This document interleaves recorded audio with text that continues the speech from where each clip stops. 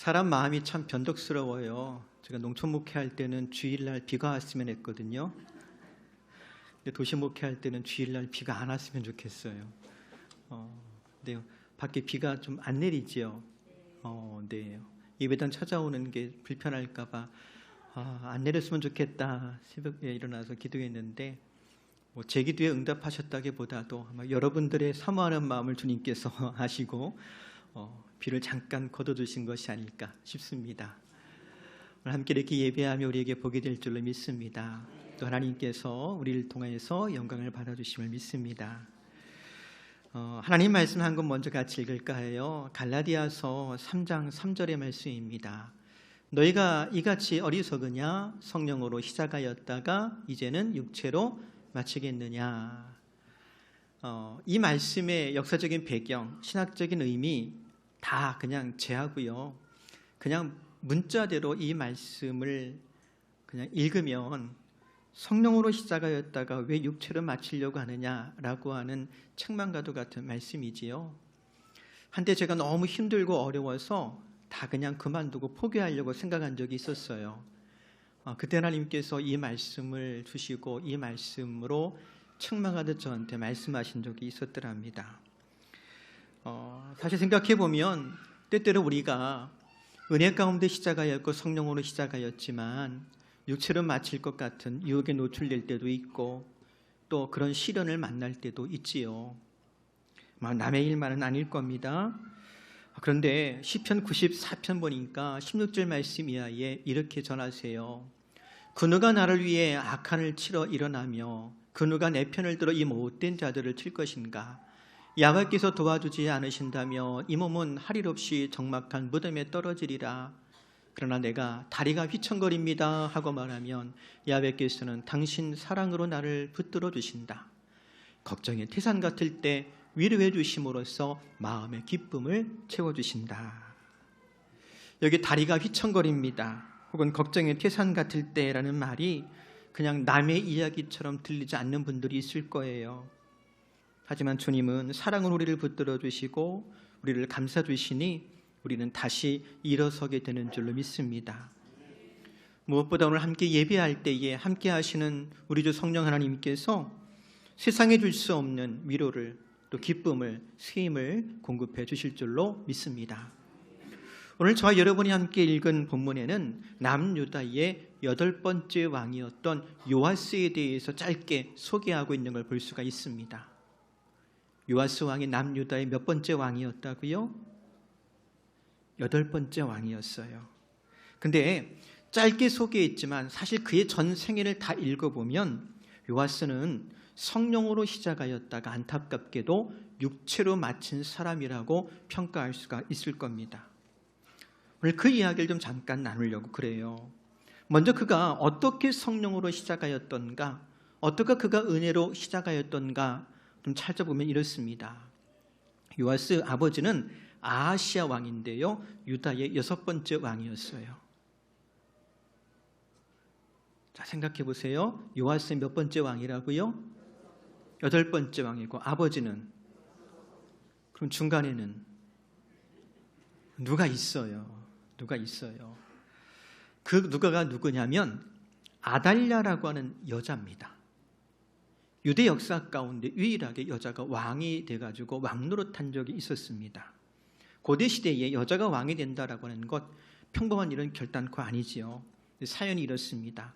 유대의 6번째 왕이었던 아하시아 왕의 외할아버지와 외할머니가 북이스라엘의 아합 왕이었고 그의 부인 이세벨이었어요. 아합과 이세벨. 이스라엘 역사 가운데 가장 악한 사람을 꼽으라면 열의 아홉은 아마 아합과 이세벨을 꼽을 거예요. 근데 그 딸이 다윗 왕가로 시집을 온 거예요. 그리고 얼마의 시간이 지난 다음에 북이스라엘에서 예후라고 하는 사람이 혁명을 일으켰습니다. 다른 말로 표현하면 반역을 일으킨 거예요. 그래서 아합의 집안을 다 멸절하고 자기가 왕이 된 겁니다. 근데 그 예후가 혁명을 일으켰을 때 유다의 아하시아 왕과 그의 형제들도 마침 북이스라엘 땅에 있었거든요. 그리고 거기서 예후의 혁명 때 함께 다 죽임을 당합니다. 그러니까 유다의 왕이 북이스라엘에 올라갔다가 거기서 죽는 어처구니 없는 일이 벌어진 거예요. 그리고 그 소식을 들은 아달랴는, 즉 아합 왕의 딸이고 아하시아 왕의 어머니입니다. 이 아달랴라고 하는 여인이 때는 이때라 다윗 집안에 남아있는 모든 남자를 다 죽여버립니다. 그리고 냉큼 본인이 왕이 되어버린 거예요. 왜 그런 말이 있더라고요. 궁중잔혹사. 뭐 드라마 제목인지 모르겠지만 하여간 그런 일이 유다 왕국에 벌어진 겁니다. 그런데 그 난리통에 간신히 목숨을 건진 한 사람 아하시아의 아들이 있었어요. 그게 누구냐? 요아스입니다. 열왕기하 11장 2절에 보니까 이렇게 적어요. 요람 왕의 딸 아하시아의 누이 여호세바가 아하시아의 아들 요아스들을 왕자들이 죽임을 당하는 중에 빼내어 그와 그의 유모를 침실에 숨겨 아달랴를 피하여 죽임을 당하지 아니하게 한지라.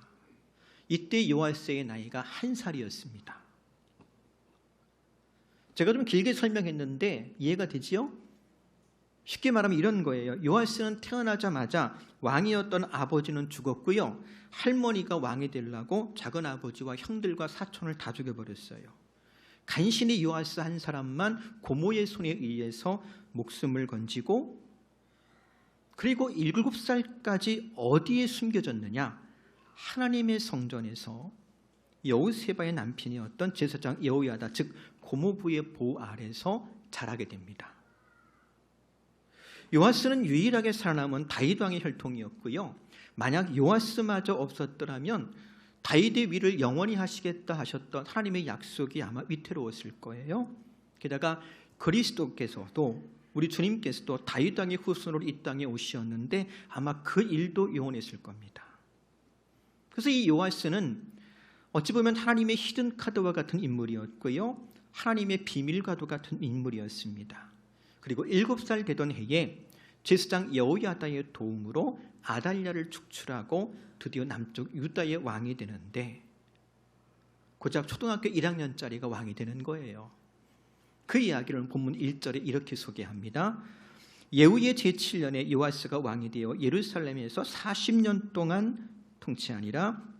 그의 어머니의 이름은 시비아라 브엘세바 사람이었더라. 생각해 보세요. 태어나자마자 꼼짝없이 죽을 수밖에 없었던 그 요아스가 여호세바와 그의 남편이었던 제사장 여호야다의 도움으로 목숨을 건졌다. 은혜지요. 또 불신앙의 시대, 그리고 불의가 가득한 시대에 성전이 어린 요아스를 지켜주는 요새가 되었고 하나님의 뜻을 이루기 위한 보금자리가 되었다라고 하는 것, 그저 우연한 일이 아닐 겁니다. 이 역시도 은혜라고 말할 거예요. 그리고 앞에서 말한 것처럼 고작 7살의 나이에 초등학교 1학년이 왕이 된다? 가능한 일이었겠습니까? 그런데 제사장 여호야다의 도움으로 그가 왕이 되니 이 또한 뭐겠어요? 은혜지요. 보세요. 하나님의 은혜가 어린 요아스를 지켜주었고요. 하나님의 은혜가 그에게 왕의 직분을 허락해 주었습니다. 우리식으로 좀 표현해 본다면 성령의 도움으로 말미암아 그의 삶이 시작되었고 보호받았고 회복되었다라고 말할 수가 있을 거예요. 그리고 생각해 보면 우리도 마찬가지입니다. 내가 이 땅에 태어남도, 그리고 무엇보다도 예수 그리스도를 구주로 믿고 거듭나서 하나님의 자녀의 권세를 얻으며 그리스도의 몸된 지체가 되었다라고 하는 것, 이 모든 것이 하나님의 은혜고 성령의 역사임을 믿습니다. 그리고 이처럼 은혜로, 즉 성령으로 우리가 다시 태어났다라고 하는 말 속에는 어떤 의미도 포함되어 있느냐? 하나님께서 책임져 주신다. 왜요? 부모가 자녀를 책임지듯 하나님은 그렇게 우리를 책임지시는 아버지가 되시기 때문입니다. 아마 우리 중에 많은 분들이 경험이 있을 거예요. 처음 아이를 낳게 되어지면 할 줄 아는 게 있어요, 없어요? 그렇죠? 저만 그런 게 아니에요. 다 없었을 거예요. 첫 아이 때 한번 기억을 되듬어 보세요. 기저귀를 갈 줄 알아요? 뭐 아니면 아이 목욕을 시킬 줄 알아요? 저는 아이 앉는 것도 서툴러 가지고 굉장히 어려웠던 기억이 있어요. 그러다 보니까 아이가 어떡합니까? 울죠. 불편하다고 울고, 배고프다고 울고, 기저귀 갈라고 울고, 아프다고 울고, 졸립다고 울고. 근데 울 때 어떻게 울어요?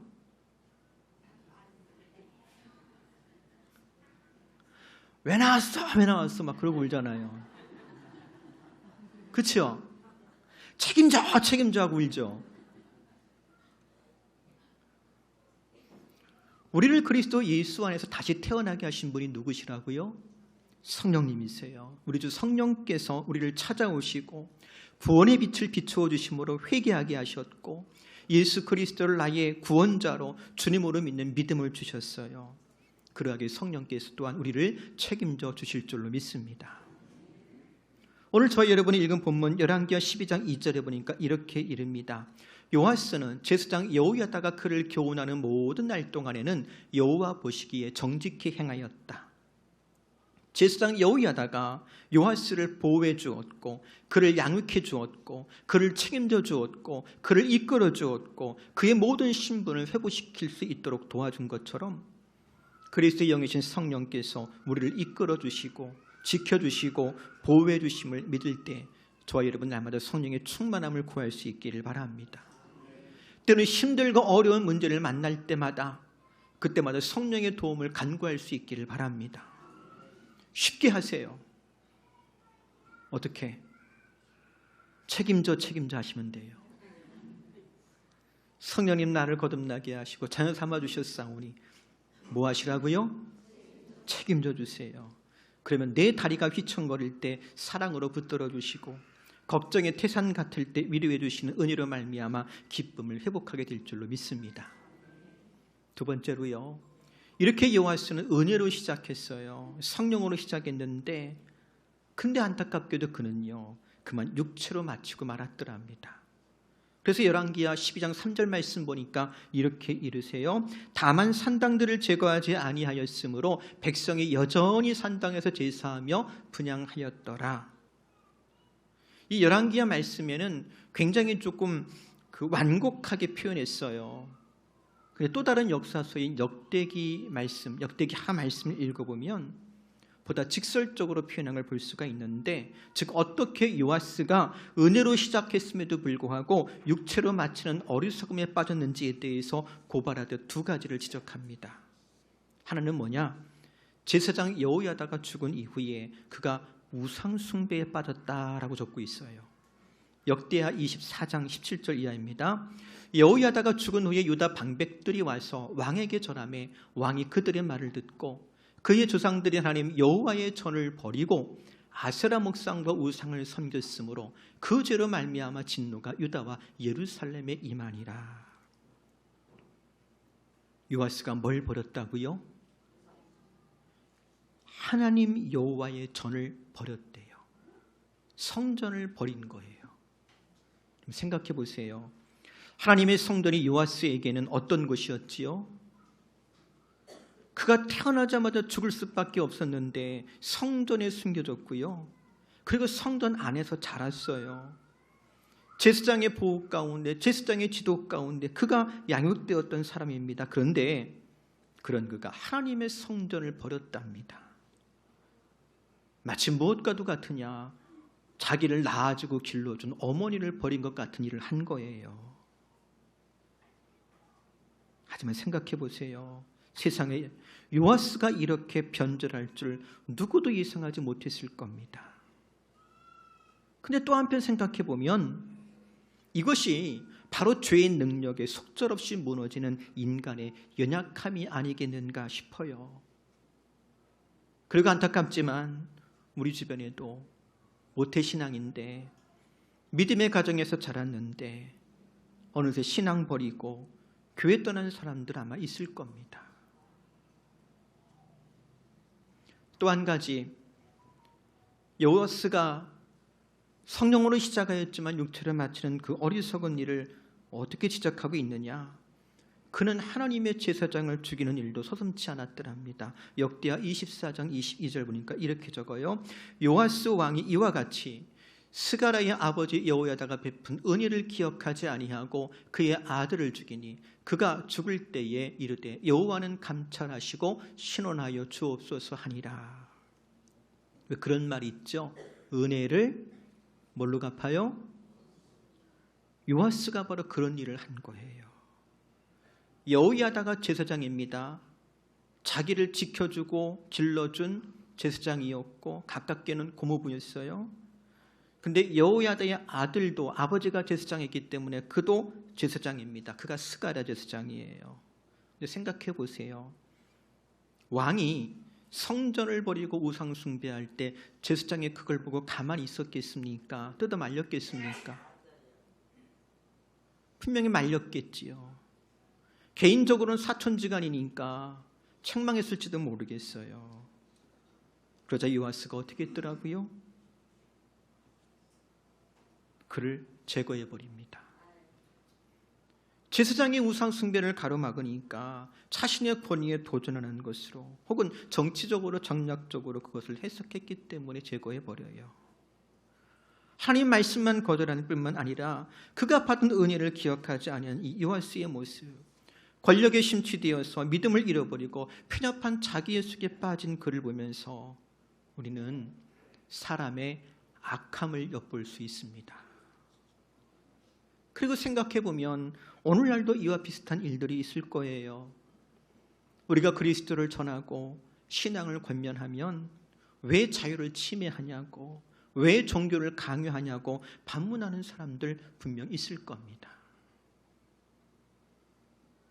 그리고 이번 결국 감찰하시고 신원하여 주옵소서라는 스가랴 제사장의 기도가 응답이라 된 것처럼 이웃나라 아람 왕이 적은 숫자로 유다를 침략했음에도 불구하고 유다는 속절없이 무너졌고요. 심지어 요아스 왕은 부상을 당합니다. 이후에 신하들의 배신으로 말미암아 비참한 죽음을 맞이했더라고 성경에 기록한 걸 보게 돼요. 열왕기하 12장 20절입니다. 요아스의 신복들이 일어나 반역하여 실라로 내려가는 길가의 밀로궁에서 그를 죽였더라. 분명 시작할 때는 은혜로 시작했어요. 성령으로 시작했지만 요아스는 육체로 맞추는 사람 되고 말았더랍니다. 근데 이것이 그냥 마냥 남의 이야기처럼만 들리지 않을 거예요. 왜요? 앞에서 잠깐 언급한 것처럼 우리 주변에 이 같은 일들이 있기 때문에 그렇습니다.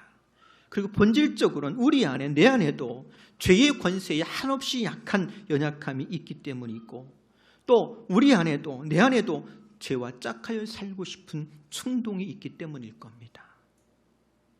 그래서 일찍이 사도 바울은 이런 탄식을 했어요. 로마서 7장 22절 이하에 보니까 속으로 하나님의 뜻을 따라서 살고 싶어 하면서도 내 속 깊은 곳에 어떤 다른 것이 있어서 그것이 내 마음에 분란을 일으켜 나를 누르고 아직도 내 속에 도사리고 있는 죄의 노예로 만들어 버립니다. 나는 마음으로는 늘 기쁨으로 하나님을 섬기는 종이 되기를 원하면서도 실제로는 여전히 죄의 노예가 되어 있는 자신을 봅니다. 이제 여러분은 내 형편이 어떠하다는 것을 아셨을 것입니다. 아, 나는 얼마나 비참한 처지에 놓인 인간입니까? 누가 이 죽을 수밖에 없는 노예 상태에서 나를 해방시켜 줄 것입니까? 누가 이 죽을 수밖에 없는 노예 상태에서 나를 해방시켜 줄 것입니까? 라고 하는 이 질문, 우리 자신에게도 한번 해봅니다. 과연 누가 나를 해방시켜 줄까요? 결국 우리를 죄의 권세와 능력에서 해방하실 분은 예수 그리스도 한 분이신 줄로 믿습니다. 그리스도 예수 안에 있는 생명의 성령의 법이 우리를 죄의 법과 능력에서 자유케 합니다. 그러하기에 은혜로 사는 사람은 날마다 주 예수의 이름을 부릅니다. 그 이름의 권세와 능력으로 살아가는 것입니다. 사랑하는 성도 여러분, 오늘도 그리고 한 주간의 삶도 성령의 능력 안에서 죄에 굴복당하지 아니하고 믿음으로 승리할 수 있기를 주의 이름으로 축복합니다. 그리고 그리스도 예수 안에 있는 참된 자유와 기쁨을 맛보는 저 여러분 될 수 있기를 소망합니다.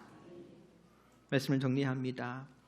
사도행전 8장 31절에 보면 광야 끝에서 빌립을 만난 에디오피아 네시가 하는 말이 있어요. 지도해 주는 사람이 없으니 어찌 깨달을 수 있느냐라고 말합니다. 이 사람 에티오피아의 국고를 맡았던 고위 관리였고요. 멀리 에티오피아에서 예루살렘 성전까지 하나님께 예배하려고 찾아올 정도로 열심히 있는 사람이었어요. 근데 그런 그도 말합니다. 지도하는 사람이 필요합니다. 한때 요아스 왕은 하나님의 감추어진 비밀이었습니다. 다윗 왕조를 위한 하나님의 소망이 되었던 사람이었지만 그도 인간적인 연약함과 악함으로 인해서 그 인생이 무너진 걸 볼 때 지도하는 사람이 없었기 때문이었고 또 지도받기를 거절했기 때문이었던 것을 볼 수가 있습니다. 이제 오늘 우리도 마찬가지입니다. 우리에게 지도하는 사람이 필요합니다. 그리고 주의 말씀으로 지도받는 겸손함도 필요합니다. 그리고 무엇보다도 날마다 기억나게 하시고 깨닫게 하시는 성령의 지도하심을 의지할 수 있기를 바랍니다. 그리고 말씀을 가르치고 수고하는 이들을 위해 통해서 주시는 그 교훈을 사람의 말이 아닌 하나님 말씀으로 받는 데살로니가 교인 같은 믿음의 태도를 가질 수 있기를 바랍니다.